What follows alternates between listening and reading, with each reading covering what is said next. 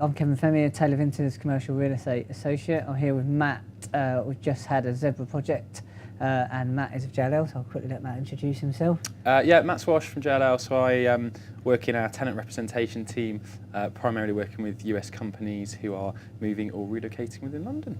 Brilliant. Cheers, Matt. So just, let's say, so off the back of the event, just a couple of questions.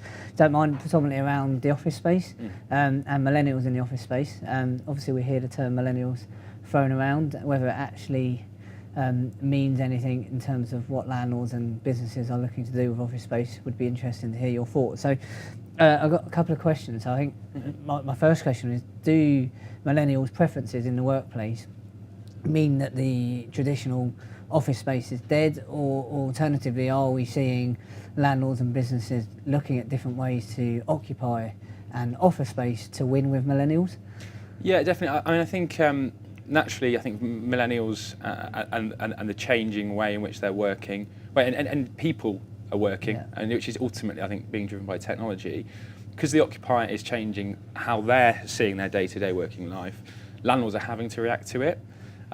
So one of the most common themes we've seen is not just sort of workplaces, the physical workplaces being adapted as such, whereby, and as I think I mentioned in the talk briefly, they're more open plan, they're trying to create more collaborative environments.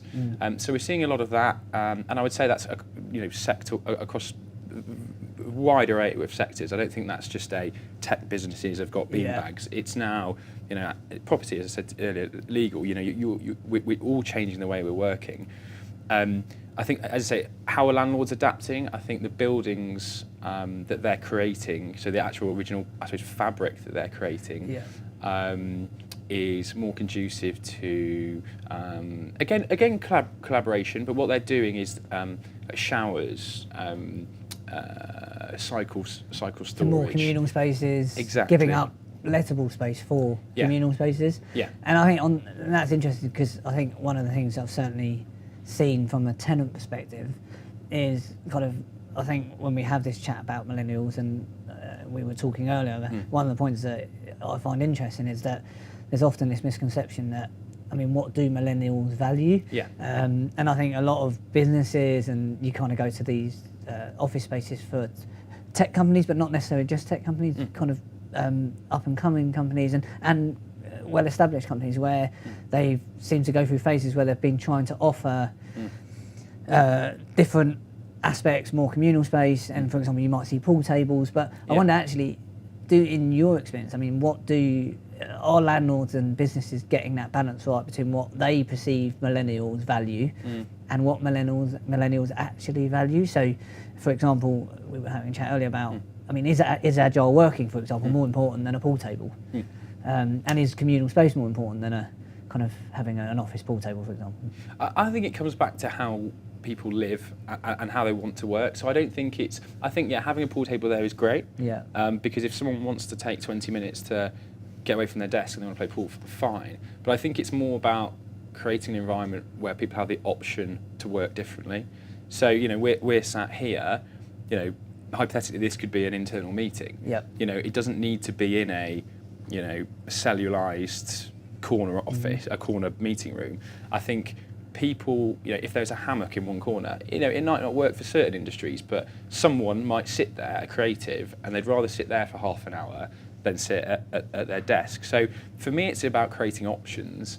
I don't think there's any set way of doing it. And again, let's say from my perspective in the property industry, which is maybe a little bit more traditional, we've created that in our offices. And it's great, because I think for mental well-being, being able to not be siloed into the same desk every day is quite important. And agile working, hot desking, being able to work outside and somewhere else. I mean, we can all do it now, and if your job allows it, I think if occupiers can give their employees that optionality, then I think that's the way it's going. But I don't know about placing a value on certain things. I think ultimately people go to work.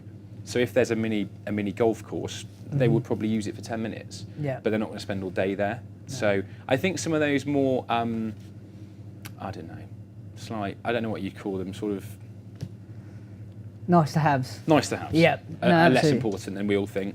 Great. And so just, I guess, one final question from me, just tapping into your kind of helping US companies come here and find office space and obviously headquarters if necessary.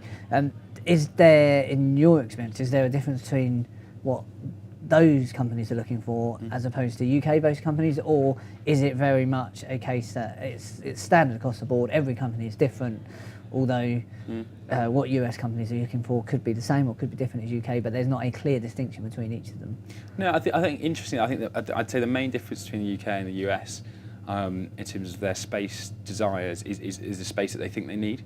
Yeah. So in the UK, we tend to use less space per head than the US do, and they're probably they generally come to me and think they need probably 30 to 50% more than I would suggest is a UK norm.